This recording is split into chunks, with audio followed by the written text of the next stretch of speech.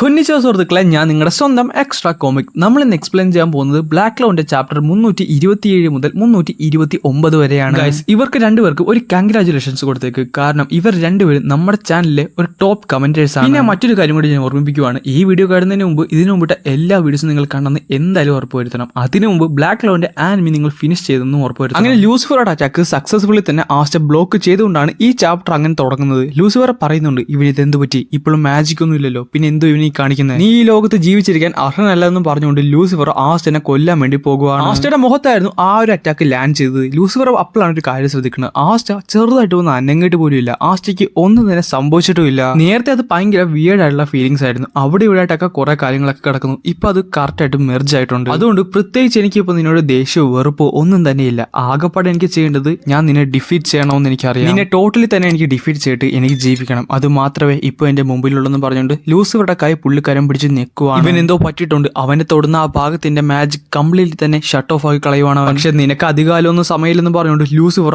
ആസ്റ്റയുടെ മുഖത്ത് നോക്കി കുറെ അധികം അറ്റാക്സ് സൈമിൾട്ടേനിയസ് കൊടുക്കുവാണ്. എന്നാൽ വളരെ സിമ്പിൾ ആയിട്ട് തന്നെ ആസ്റ്റ അതെല്ലാം ബ്ലോക്ക് ചെയ്യുന്നുണ്ട്. എന്നിട്ട് ലൂസിഫറോടൊക്കെ പറയുന്നുണ്ട്, ഇത്ര നേരം ഇവിടെ കിടന്ന് ഓരോ മണ്ടത്തരം കാണിച്ചാരാന്നറിയോ, അത് നീയാണ്. എന്നിട്ട് ആസ്റ്റ ഒരു ഹ്യൂജ് ആയിട്ടുള്ള അറ്റാക്കും ചെയ്യും. ആ അറ്റാക്കിന്റെ അകത്ത് ലൂസിഫറുടെ 4 കൊമ്പുകളും അതേപോലെ പുള്ളിക്കാരന്റെ 2 കൈകളും മുറിഞ്ഞു പോകും.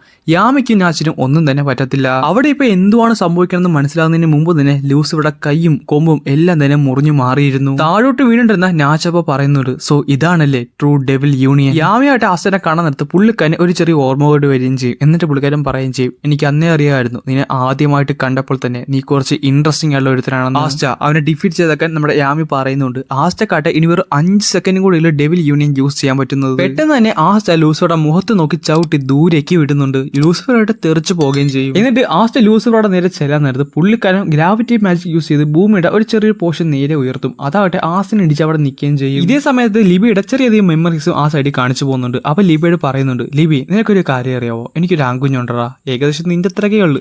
അവൻ ജനിച്ചപ്പോൾ വളരെയധികം ഹെൽത്തി ആയിരുന്നു. അതുകൊണ്ട് ഞാൻ വളരെയധികം സന്തോഷവാനുമായിരുന്നു. പക്ഷേ നിനക്കറിയാവോ, ഞാൻ അവനെ എന്റെ കൂടെ വെച്ചിരുന്നെങ്കിൽ അവന്റെ ജീവൻ മുഴുവൻ ഞാൻ വലിച്ചെടുത്തേന്ന്. അതുകൊണ്ട് ഞാൻ അവനെ ഉപേക്ഷിച്ചു. സേഫ് ആയിട്ടൊരു സ്ഥലത്തുകൊണ്ട് ഞാൻ വെച്ചിട്ട് പോകുന്നു. ഒരു അമ്മയെന്ന നിലയ്ക്ക് ഞാൻ വേറെ ഒരു തോൽവിയാടാ. ആ സമയത്ത് തന്നെ ലൂസിഫറോ ആസ്റ്റനെ അറ്റാക്ക് ചെയ്യാൻ വേണ്ടി വരുന്നുണ്ട്. ലൂസിഫറോ സക്സസ്ഫുള്ളി തന്നെ ആസ്റ്റയ്ക്ക് ഒരു അറ്റാക്കും ചെയ്യുന്നുണ്ട്. എനിക്ക് അവൻ്റെ കൂടെ ജീവിക്കാൻ സാധിച്ചിട്ടില്ല. എനിക്ക് അവനെ എൻ്റെ കൈ നിറയൊന്ന് കെട്ടിപ്പിടിക്കാൻ സാധിച്ചിട്ടില്ല.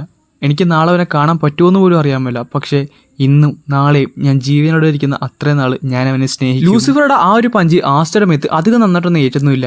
ആസ്റ്റ ലൂസിഫറുടെ നേരെ വീണ്ടും തുറച്ചു നോക്കുകയും ചെയ്യും. അപ്പോഴാണ് ലൂസിഫർക്ക് ഒരു കാര്യം ഓർമ്മ വരുന്നത്, ലിച്ചിയ നീ അവളുടെ മകനാണല്ലേ, ആ ഒരു വേർത്ത്ലെസ് വുമൺ. ഇത് കേൾക്കാൻ നേരത്ത് ആസ്റ്റയ്ക്ക് വളരെ നന്നായിട്ട് തന്നെ ദേഷ്യം വരുന്നുണ്ട്. പുള്ളിക്കാരൻ അപ്പം തന്നെ ലൂസിഫറുടെ വലത്തെ കൊമ്പ് തന്നെ മുറിച്ചു കളയും. ആസ്റ്റയ്ക്ക് അടുത്തൊരു അറ്റാക്കിന് ടൈം പോലും കൊടുക്കാതെ ലൂസിഫർ വീണ്ടും പഞ്ച് ചെയ്യാൻ നോക്കുന്നുണ്ടെങ്കിലും ആസ്റ്റ അത് കൗണ്ടർ അറ്റാക്ക് ചെയ്ത് ലൂസിഫറുടെ ആ ഒരു കൈയും മുറിച്ചു കളയും. അത്ഭുതത്തോടെ നോക്കി നിൽക്കാൻ മാത്രമേ ലൂസിഫർക്ക് പറ്റുന്നുണ്ടായിരുന്നു. ആ ഒരു ഗ്യാപ്പിൽ തന്നെ ലൂസിഫറുടെ ബാക്കിയുള്ള കൈയും കൂടെ ആസ്റ്റ മുറിച്ചു മാറ്റും. നീയാണ് ശരിക്കും ഈ ലോകത്ത് ഒരു ഉപയോഗമില്ലാത്ത ജീവി എന്ന് പറഞ്ഞുകൊണ്ട് ലൂസിഫറുടെ വട്ടം തന്നെ ആസ്റ്റ മുറിച്ചു കളയും. എന്നിട്ട് വീണ്ടും ലൂസിഫറിനെ പല പല കഷ്ണങ്ങളാക്കും. ഫൈനലി നമ്മുടെ ആസ്റ്റയുടെ ഡെവിൽ യൂണിയൻ അങ്ങനെ കഴിഞ്ഞിട്ടുണ്ട്. അവർ രണ്ടുപേരും രണ്ടായിട്ട് സ്പ്ലിറ്റ് ആകുകയും ചെയ്യും. കഷ്ണങ്ങളായിട്ട് മുറിഞ്ഞ ലൂസിഫറോ നേരെ താഴത്തേക്ക് വീഴുന്നുണ്ട്. നീ അവിടെ താഴെ കിടന്ന് എഴയാൻ നോക്ക്, ഞങ്ങൾ ആ സമയത്ത് ഇവിടെ ജീവനോടെ വളരെ സന്തോഷത്തോടെ ജീവിച്ച് കാണിച്ചു തരാമെന്ന് ആസ്റ്റയും ലിബിയും ഒരേപോലെ ലൂസിഫറോട് പറയുന്നുണ്ട്. ഇതെന്താണ് ഇവിടെ സംഭവിക്കുന്നത്, ഇതൊന്നും ശരിയല്ല. ഞാൻ ലൂസിഫറെയാണ് ഹയസ്റ്റ് സുപ്രീം ഡെവിൾസ്.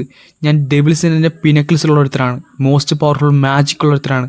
എന്നിട്ടും ഈ മാജിക് ഇല്ലാത്ത 2 പേരെ എന്നെ തോൽപ്പിച്ചെന്നു. അതൊരിക്കലും നടക്കുന്ന കാര്യമില്ലെന്ന് പറഞ്ഞുകൊണ്ട് ലൂസിഫർ നന്നായിട്ട് തന്നെ ദേഷ്യപ്പെടുന്നുണ്ട്. അപ്പൊ തന്നെ പുള്ളിക്കാന്റെ ഗ്രാവിറ്റി മാജിക് ആസ്റ്റയുടെ ലിബിയുടെ മേത്ത് ഒരേപോലെ ഏറ്റ് അവർ നേരെ താഴത്തേക്ക് വീഴും. ഇത് കോപ്പാണ്, ഞങ്ങളെ കൊണ്ട് പറ്റാവുന്ന എല്ലാം തന്നെ ഞങ്ങൾ ചെയ്തല്ലോ. എന്നിട്ട് അവൻ ഇതുവരെ മരിച്ചില്ലേ, കോപ്പ്. ഇനിയായിട്ട് എനിക്ക് ആന്റി മാജിക് യൂസ് ചെയ്യാനും പറ്റത്തില്ല. അതുകൊണ്ട് ഈ ഗ്രാവിറ്റി ക്യാൻസൽ ഔട്ട് ചെയ്യാൻ പറ്റത്തില്ലല്ലോ. ധൈര്യം കൊണ്ടായിട്ടാണ് നീയൊക്കെ എന്നെ ഇങ്ങനൊരു അവസ്ഥയിലേക്ക് എത്തിച്ചത്. എന്റെ മുമ്പിൽ നിന്ന് നീയൊക്കെ എന്നെ പുച്ഛിക്കാൻ നോക്കിയത്. ഇതേ സമയത്ത് ലൂസിഫർ പുള്ളിക്കാന്റെ പകുതി ശരീരമായിട്ട് എയറിലേക്ക് പൊങ്ങിയിരുന്നു. ആസ്റ്റക്ക് ലിബിക്കും ഒന്ന് അനങ്ങാൻ പോലും പറ്റുന്നില്ല. എന്റെ പകുതി പവേഴ്സും ഇപ്പോഴും പാതാളത്തിലാണുള്ളത്. അതുകൊണ്ട് ഞാൻ എന്റെ ഫുൾ സ്ട്രെങ്തിലൊന്നുമല്ല.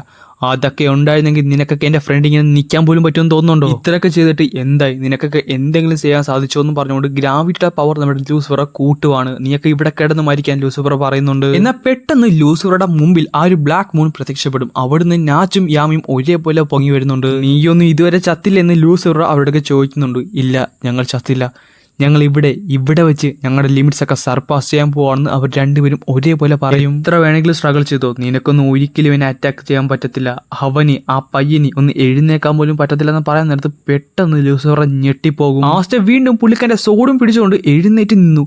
ലൂസിഫർ വീണ്ടും ഞെട്ടിത്തരിച്ച് നിൽക്കുവാണ്. നീ എന്തുവാണ്, നീ എന്റെ ജീവിയാണ്, നീ വീണ്ടും എന്തിനാണ് ഇങ്ങനെ എണീക്കുന്നത്? അപ്പോൾ തന്നെ ആസ്റ്റർ ലൂസിഫറിനെ ഒന്ന് തുറച്ചു നോക്കുന്നുണ്ട്. ആ നോട്ടം ലൂസിഫർക്ക് നന്നായിട്ട് തന്നെ പേടി വരുത്തുകയും ചെയ്യും. കിങ് ഓഫ് ദി ഡെവിൾസ് ആണ് പോലും ഒരു പയ്യനെ കണ്ടപ്പോൾ പേടിച്ച് മാറുന്നു നോക്കിയേ. അപ്പൊ തന്നെ ലൂസിഫർ അവിടുന്ന് തിരിച്ച് ഓടാൻ നോക്കും. അടുത്ത തവണ ഞാൻ എല്ലാരെയും കൊല്ലും, നിങ്ങളെ എല്ലാരും തന്നെ കൊല്ലും, ഞാൻ എന്റെ ഫുൾ സ്ട്രെങ്ത് ആയിട്ട് വന്ന് നിങ്ങളെ എല്ലാരും തന്നെ കൊല്ലും. പക്ഷേ അത് പറയാൻ നേരത്ത് ലൂസിഫറുടെ തൊട്ടടുത്തും ആസ്റ്ററുടെ തൊട്ടടുത്തും ഒരു സ്റ്റാർ ക്രിയേറ്റ് ചെയ്യും. എന്നിട്ട് ലൂസിഫറുടെ തൊട്ടടുത്തേക്ക് ആ സ്റ്റാർ ടെലപ്പോർട്ട് ചെയ്യപ്പെടും. ഇത് സ്റ്റാർ അല്ലേ, ഇതെങ്ങനെ ഇവിടെ വന്നു?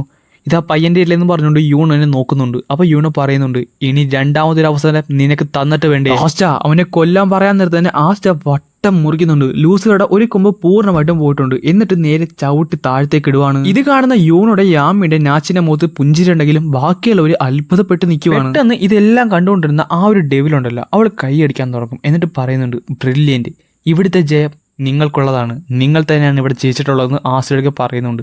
അങ്ങനെ ആ ഡെവിലിന്റെ ഒരു സംഭവം കാണിച്ചുകൊണ്ടാണ് ഈ ചാപ്റ്റർ അങ്ങനോട് അവസാനിക്കുന്നത്. നാളെ തന്നെ അടുത്ത വീഡിയോയുടെ എക്സ്പ്ലനേഷൻ വീഡിയോ വരുന്നുണ്ട്. അത് മിസ്സാക്കാതിരിക്കാൻ വേണ്ടി നമ്മുടെ പേജ് ഒന്ന് ഫോളോ ചെയ്യാൻ മറക്കണ്ട. അതേപോലെ തന്നെ നിങ്ങളുടെ കൂട്ടുകാർക്കും ഒന്ന് ഷെയർ ചെയ്ത് കൊടുക്കാൻ മറക്കണ്ട.